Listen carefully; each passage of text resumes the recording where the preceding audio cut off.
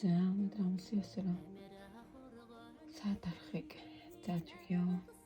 За саад тарахад бид ямар нуцаал хэрэгтэй вэ гэхээр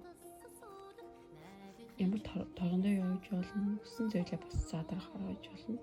Тэгмээс юу яхаа шалтгаалаад материалаа бэлдээ, зураад за тэгээд бас ийм саад утас тэгээд нэг энгийн утас хэрэгтэй.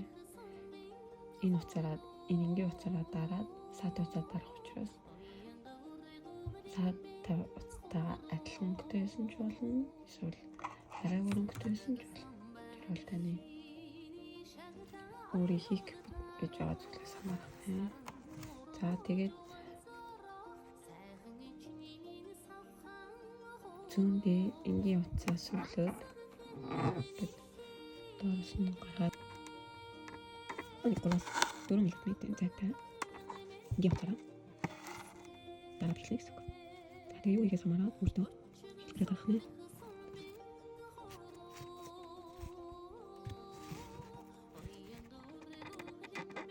Тэсний хийх байгаа бүтүүлж болно. Эсвэл хэмжиж болно. Эсвэл таараа бүтүүлсэн болох нэ. За ингээд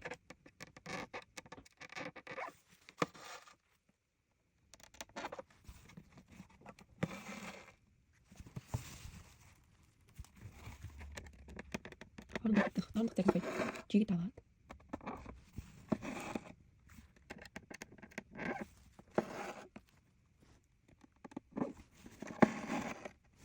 жиг таваад хатал хоорондын зай гоё жиг тавьсан шүү.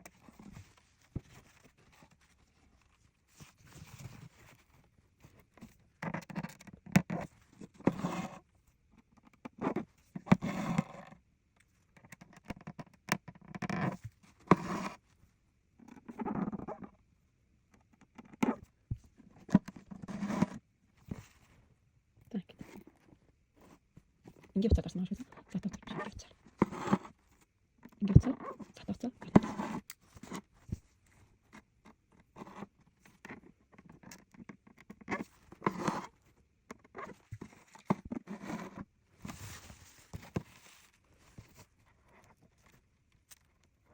Ингээд тархдаг.